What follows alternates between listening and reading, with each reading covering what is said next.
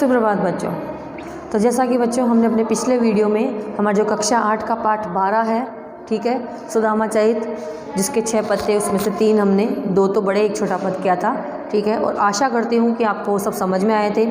और जिसमें मैंने आपको बताया था पिछली कक्षा में कि जब सुदामा अपने मित्र से उनकी पत्नी के ज़बरदस्ती भेजने पर जब द्वारिका पहुँचते हैं और अपने मित्र से सहायता के लिए आते हैं, लेकिन वो भी नहीं कहते, लेकिन भगवान देख करके सब समझ जाते हैं। भगवान उनका बड़ा आओ भगत, उनका आदर सत्कार करते हैं और बिठाते हैं, उन्हें अच्छे भोजन कराते हैं, ठीक है। उसके बाद में जब वो अपने लिए पूछते हैं कि मतलब सबसे पहले तो वो भगवान जब उनके पाँव धोते हैं तो उनकी फटी हुई बीवाइयाँ, उनके पाँव में फंसे कांटे, ये सब देख करके भगवान रोने लग जाते हैं। उनकी दशा देख करके जब वो उनके पाँव धोने के लिए आगे बढ़ते हैं और जब पाँव की हालत देखते हैं तो बहुत दुख होता है। भगवान खुद रोने लग जाते हैं और रोते रोते ही अपने अश्रुओं से ही सुदामा के पाँव धो देते हैं। उसके बाद जब उन्हें भोजन कराते हैं और भोजन का इतना वैभव देख करके, इतने स्वादिष्ट व्यंजन देखने के बाद सुदामा की इच्छा नहीं होती कि वो कच्चे चावल जो उनकी पत्नी पड़ोस से लाई थी मांग कर, उन्हें लगा था कि मैं मेरे मित्र को क्या भेंट दूंगा, तो वो पड़ोस में से जो है 3 मुट्ठी चावल मांग करके लेके आई थी। कच्चे चावल जो थे वो अपनी काख में दबा लेते हैं, छुपा लेते हैं कृष्ण से कि इतने वैभवशाली राजा को मैं ये क्या भेंट दूँ। फिर लेकिन भगवान कृष्ण भांप लेते हैं, समझ जाते हैं, फिर मांगते हैं वो, ठीक है। तो यहाँ तक हमने पढ़ा था। अब इसके आगे से हम इस वीडियो में अपने पढ़ते हैं। तो आप तैयार हैं सब? चले आगे, ठीक है। तो वही पूछते हैं कि वापस यहाँ से बता देती हूँ आपको।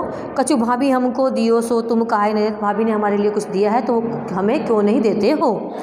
चापी पोट्री काख में जो पोट्री छुपा रहे हो तो रहे कहो कहीं हेतु, उसे काख में छुपा करके क्यों रख रखी है, मुझे देते क्यों नहीं। अब एक पुरानी बात, एक घटना थी, जब ऋषि संदीपनी के आश्रम, अपने गुरु के आश्रम में जब ये रात के सुबह के समय जब लकड़ियाँ बीनने के लिए जंगल जाते हैं भगवान कृष्ण और सुदामा, तो माता जो थी ऋषि संदीपनी की जी पत्नी, वो इन्हें थोड़े से चने देती है भुने हुए कि भूख लगे तो दोनों जने वन में खा लेना। लेकिन होता यूँ है कि अचानक वहीं पर रात्रि हो जाती है और रात के समय जंगली जानवरों के डर से एक वृक्ष की डाल पर भगवान कृष्ण बैठ जाते हैं और एक वृक्ष की डाल पर सुदामा, और फिर बारिश भी होने लग जाती है। तो ऐसे में जब सुदामा को भूख लगती है तो वो अपने हिस्से के चने खाते हैं, साथ में भगवान कृष्ण के हिस्से के चने भी खा जाते हैं, ठीक है। तो इस प्रसंग को वापस भगवान कृष्ण मजाक के लहजे में, यानी विनोद भाव से छेड़ते हुए, मजाक करते हुए उन्हें सुना रहे हैं सुदामा को। वो इसमें आया, अगले वाले में देखते हैं। आगे चना गुरु मात दये थे लये तुम चाबी हमें नहीं देने, कि जब पहले भी गुरु माता ने चने खाने के लिए दिए थे, आगे चना गुरु माता ने पहले भी चने दिए थे जब हम आश्रम में थे तब। लये तुम चाबी हमें, तुमने अकेले नहीं खा लिए थे, चाबी हमें नहीं दीने, खुद नहीं चाब लिए थे, यानी खुद नहीं खा लिए थे, हमें नहीं दिए थे। श्याम कहो मुस्काए सुदामा से, भगवान मंद मंद मुस्कुरा करके मजाक के लहजे में, जैसे हम किसी से मजाक करते हैं और हल्की हल्की हंसते रहते हैं, तो वही चीज़ भगवान भी अंदर ही अंदर मुस्कुराते हुए, छेड़ते हुए सुदामा से मजाक करते हुए कहते हैं कि श्याम कहो मुस्का सुदामा, श्याम सुदामा से मुस्कुराते हुए मजाक करते हुए कहते हैं, चोरी की बान में हो जो प्रवीण है, कि तुम अभी भी चोरी की बात में बहुत प्रवीण हो, यानी बड़े कुशल हो तुम आज भी चोरी के मामले में, यानी चोरी करने में तुम आज भी प्रवीण हो, प्रवीण यानी कुशल हो। पोटरी काक में चा पी रहे हो तुम, और अभी भी तुमने जो पोटरी चावल की वो छुपा रखी है, यानी अपनी पोटरी मुझे देना नहीं चाहते हो जो भाभी ने मेरे लिए भेजी है, ठीक है। तो कह रहे पोटरी काक में चा पी रहे, अभी तक तुमने ये पोटली जो है काक में छुपा रखी है। खोलत ना ही सुधा रस पीने, इसे खोल करके मुझे सुधा रस, यानी सुधा कहते हैं अमृत को, रस अमृत रस, अमृत रस कौन सा कि प्रेम रस, प्रेम पूर्वक जो भाभी ने मेरे लिए प्रेम के रूप में जो भेंट मेरे लिए भेजी है, तुम उसका पान, उस सुधा रस का, उस प्रेम रस का मुझे पान कराना नहीं चाहते हो, अर्थात वो प्रेम रूपी भेंट मुझे देना नहीं चाहते हो। खोलत ना ही सुधा रस पीने, उस सुधा रस से, उस प्रेम रस से मुझे वंचित रखना चाहते हो, तुम मुझे देना नहीं चाहते हो।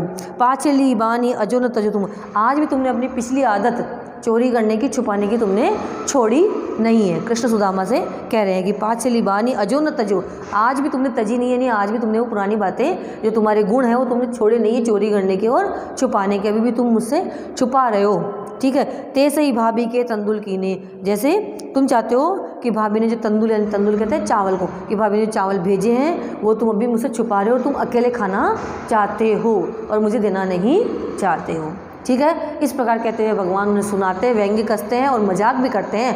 तब फिर वो नहीं देते तो फिर उनके हाथों से छीन करके फिर भगवान स्वयं ही खा जाते हैं। उसके बाद में वहाँ से विदा होते हैं जब सुदामा, तो कहते हैं मैं वापस अपने गांव जाऊंगा, तो भगवान उन्हें कुछ भी नहीं देते हैं और उनको विदा कर देते हैं हंसी खुशी। बस केवल उनका सत्कार करते हैं, उन्हें नवीन वस्त्र पहना देते हैं और उसके बाद में उनकी सेवा शुश्रूषा कर करके और उनको अच्छा भोजन करा कर उनको विदा कर देते हैं। वो जैसे कहते हैं मैं गाँव जाना चाहता हूँ अपने पत्नी और बच्चों के बाद, तो उन्हें विदा कर देते हैं। लेकिन भगवान उनकी वहाँ पर प्रत्यक्ष रूप से सामने कुछ देख करके प्रत्यक्ष रूप से उनकी कोई सहायता नहीं करते हैं। इस पर सुदामा बड़े नाराज़ हो जाते हैं। अब अगले दोहे में वो क्या कहते हैं सुनिए। वह पुलकनी वह उठी मिलनी वह आदर की बात, वह पटवनी गोपाल की कछु न जानी जात, घर घर ओढ़त फिरे तनक दही के काज, कहाँ भयो जो अब भयो हरि को राज समाज, हो आवत नाही हूँ तो वाही पठयो ठेली, अब कही हो समझाए के बहुधन धरो सकेले। अब क्या हुआ, रास्ते में सोचते सोचते जा रहे हैं, जब वो अपने गांव की तरफ लौट रहे हैं तो सुदामा क्या सोच रहे हैं, वह पुलकनी यानी वह प्रसन्न होना, भगवान कृष्ण के लिए कह रहे हैं कि मुझे देख करके पुलकनी यानी पुलकित होना, अत्यधिक मुझे देख करके प्रसन्न होना, वह उठी मिलनी और उठ करके दौड़ के आके मुझसे मिलना। क्या सोच रहे हैं कि वह पुलकनी यानी मुझे देख करके वो इतना प्रसन्न होना उनका, वह उठी मिलनी वह उनका मुझसे आकर उठ करके बड़ी प्रसन्नता से द्वार पर आकर जो मुझे मिलना, वह आदर की बात, और वो मुझे इतना आदर सम्मान देना कि मुझे आकर उठना, मेरे से भग करके आके मिलना और मुझे गले लगाना, फिर से सम्मान मुझे आसन पर बिठाना, ठीक है। उसके बाद मेरी सेवा शुश्रूषा करना, मेरे पाँव धोना, अच्छे व्यंजन करना, वो सब तो ठीक था। वह पटवनी गोपाल की, और फिर उसके बाद में सब कुछ सेवा सब तो चीज़ ठीक था, लेकिन फिर मुझे खाली हाथ पटवनी यानी लौटा देना, गोपाल यानी कृष्ण का मुझे वापस फिर खाली हाथ लौटा देना, कछु न जानी बात, मेरे तक कुछ समझ में नहीं आया। ये बात उनकी मुझे समझ में नहीं आई। मिले तब तो कितने प्रसन्न होकर मिले थे, कितना आदर सत्कार दिया था, ठीक है, और भगकर दौड़ करके मुझसे गले आके मिले थे, मुझे इतना आदर सत्कार सम्मान दिया, लेकिन मुझे फिर खाली हाथ ही लौटा दिया, कुछ भी नहीं दिया, जबकि उन्हें मेरी परिस्थिति सारी पता थी। तो अब वो खींच रहे हैं कृष्ण पे, गुस्सा हो रहे हैं। तो उसमें क्या कह रहे हैं गुस्से में, घर घर ओढ़त फिरे तनक दही के काज, कि आज राजा बन गया। क्या कह रहे हैं देखिए क्या सोच रहे हैं सुदामा कि अब वो तो आज राजा बना भाई, पहले तो घर घर दही मांगता था, यानी मक्खन चौड़ते थे ना भगवान कृष्ण। तो कह रहे हैं कि घर घर ओढ़त फिरे, घर घर ओढ़त यानी मांगते फिरते थे, तनक दही के काज, जरा से दही के लिए जो इधर उधर घर घर भटकते फिरते थे, यानी जरा से दही मक्खन के लिए घरों घरों में घूमते थे। अब तो आज बने राजा, लेकिन आदत वो कृष्ण की गई नहीं, वो तो खुद भी मांग के खाते थे, चुरा करके खाते थे, तो मुझे क्या देंगे, ठीक है। कहाँ भयो जो अब भयो हरि को राज समाज, तो कह रहे हैं कि क्या हुआ, अब ऐसा क्या हो गया, हरि को तो राज समाज अब मिला है, हरि तो आज राजा बने, ठीक है, लेकिन पहले तो ऐसे ही थे, वो तो खुद भी घर घर जा करके दही मक्खन चुरा करके मांग करके खाते थे। हो आवत नाही, तो अब पछता रहे हैं कि अच्छा होता मैं नहीं आता, ठीक है। हो आवत नाही हूँ, तो अगर कह रहे हो यानी मैं आता नहीं होता तो अच्छा रहता, मैं यहाँ नहीं आता तो अच्छा था।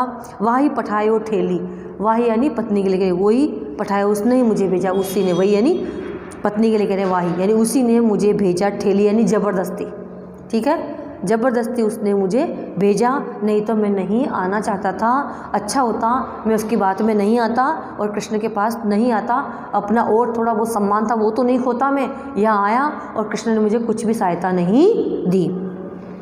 अब कहीं वो समझाएगी, अब जाके उसे समझा के कह दूंगा, अपनी पत्नी के लिए कह रहे हैं, अब कहीं वो समझाए कि बहु धन धरो सकेली, गुस्से में कह रहे हैं कि अब जाके उसको समझा दूंगा, ले भाई कृष्ण के पास से खूब सारा धन लेके आया हूँ, बहुत सारा धन लेके आया हूँ, धर ले, सकेली यानी संग्रहित करके, छुपा के, संभाल के, सकेली यानी संभाल करके संग्रहित करके रख ले, खूब सारा धन दिया है कृष्ण ने मुझे, ये व्यंग्य में बोल रहे हैं, ठीक है।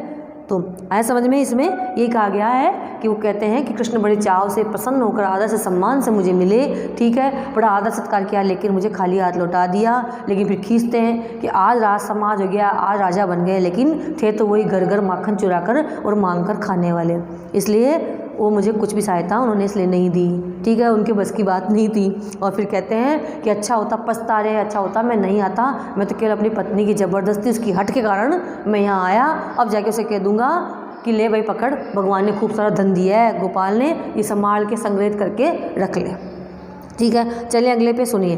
वह सोई राज समाज बने गजबाजी घने, मन संभ्रम छायो, केंद्र प्रयोग कऊ मार्ग भूली के फेरी के में अब द्वारिका आयो, भवन बिलो की वो को मन लोचत, सोचत ही सब गांव मझायो, पूछत पांडे फिरे सब सो, पर झोपड़ी को कछु खोज न पायो। अब जैसे वो अपने गांव में पहुँचे तो वहाँ क्या हुआ, अब भगवान कृष्ण थे बच्चों, वो तो अपन यहाँ बैठे भी उनसे कोई इच्छा करते हैं तो वो इसी इच्छा को पूरी कर देते हैं। परमात्मा तो घट घट के वासी है।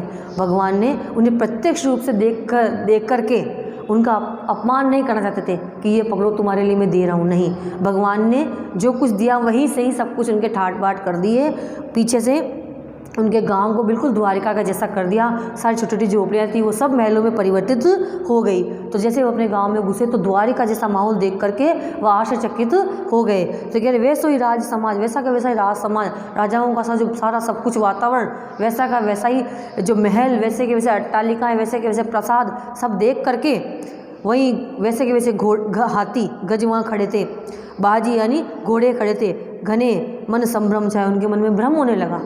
ठीक है, अब क्या भ्रम होने लगा, जैसे ही वो अपने गांव के पास पहुंचे तो गांव तो था ही नहीं वहाँ पे, सारे महल जो कच्चे मकान थे सब पक्के महलों में बदल गए थे। वहाँ हाथी घोड़े रथ पालकियाँ सब थे, ऐशो आराम पूरी विलासिता थी। ठीक है, सारे भवन जो थे वो बड़े बड़े राजा महाराजों जैसे भवन में परिवर्तित हो गए थे। ठीक है, तो वैसा माहौल देख करके उन्हें भ्रम होने लगा कि ये मैं कहाँ आ गया, और भ्रम क्या हो गया, केंद्र प्रयोग का मार्ग भूली, कि कहीं मैं रास्ते में मतलब मैं मार्ग तो नहीं भूल गया कहीं, और रास्ता भटक करके कि मैं फेरी के मैं अब द्वारिका में घूम फिर के वापस रास्ता भटक के द्वारिका तो नहीं आ गया, ये तो द्वारिका जैसा ही दिख रहा है सेम। ठीक है ना, उसे लगा था कि इस बिल्कुल द्वारिका के समान ही नज़र आ रहा है, जैसी द्वारिका थी वैसा का वैसा ये मेरा गांव नज़र आ रहा है, लेकिन अब मेरा गांव नहीं लगता है। मुझे उन्हें भ्रम होने लगा, उन्हें भ्रांति होने लगी कि कहीं मैं घूम फिर कर रास्ता भटक करके वापस द्वारिका ही तो नहीं लौट आया। ठीक है, भवन बिलो की वो कोमलोचित, अपना घर अंदर जा करके, अब हो सकता है क्या पता कुछ परिवर्तित हो गया होगा, तो उन्होंने अंदर जाकर अपना भवन अपनी झोपड़ी ढूंढने का प्रयास किया। भवन बिलो की वो कोमलोचित, अपने मन को अपनी आँखों से उस मकान को अपने घर को ढूंढने लगे, सोचते ही सब गाँव मजायो, पूरा गाँव उन्होंने जो है अपना मकान अपना भवन ढूंढने अपनी झोपड़ी ढूंढने लगे।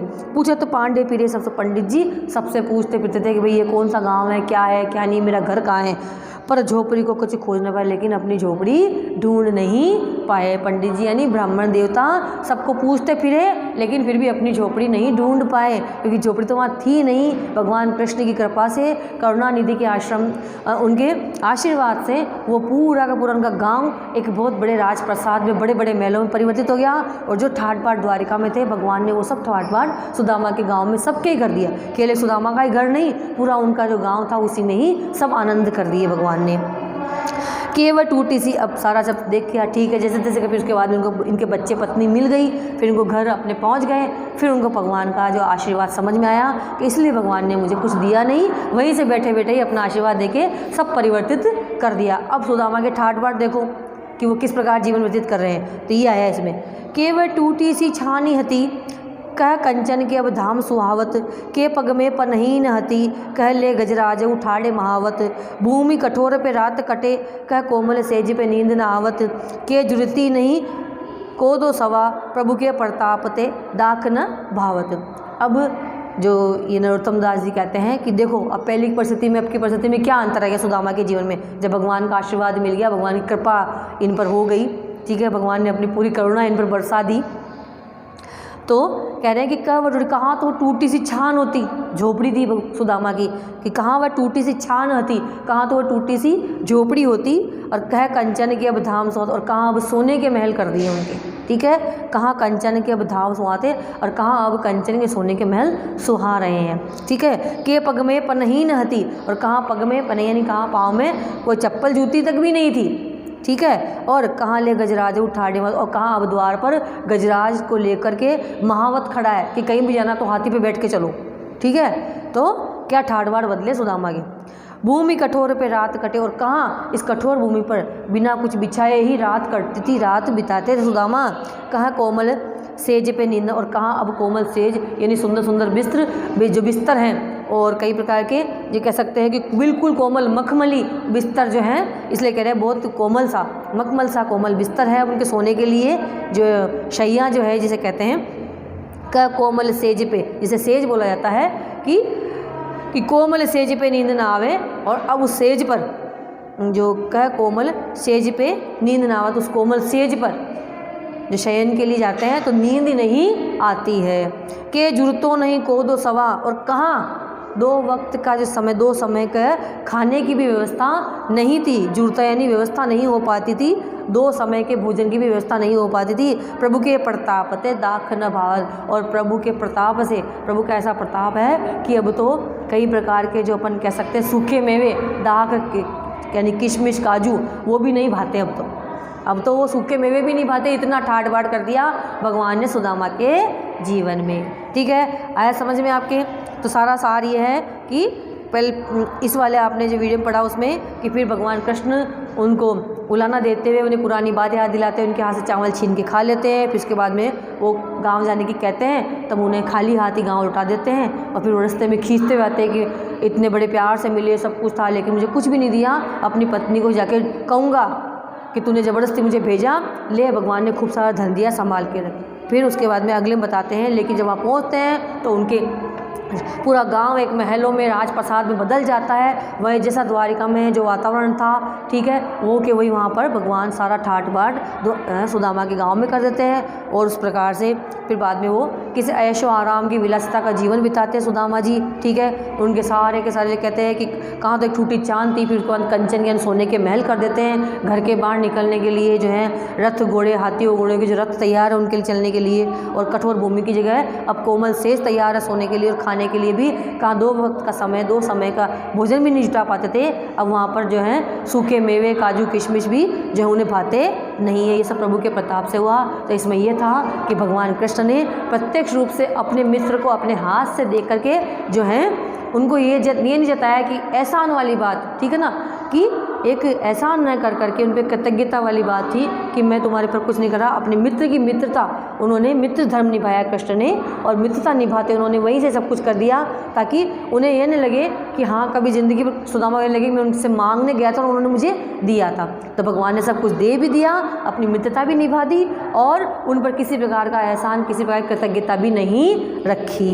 ठीक है, तो आपके ये सुदामा चरित्र जो है आज आपका ये जो पाठ 12 है आपका पूरा हुआ। आशा करती हूँ आपको समझ में आया होगा, और इसको बिल्कुल ध्यान से पढ़िएगा, दौरान कार्य अवश्य कीजिएगा। एक बार आप भी ज़रूर इसको पढ़िएगा और समझिएगा, और इसके जो प्रश्न उत्तर हैं वो मैं आपको इसके अगले वीडियो में ज़रूर आप तक पहुँचा दूँगी। ठीक है, धन्यवाद बच्चों।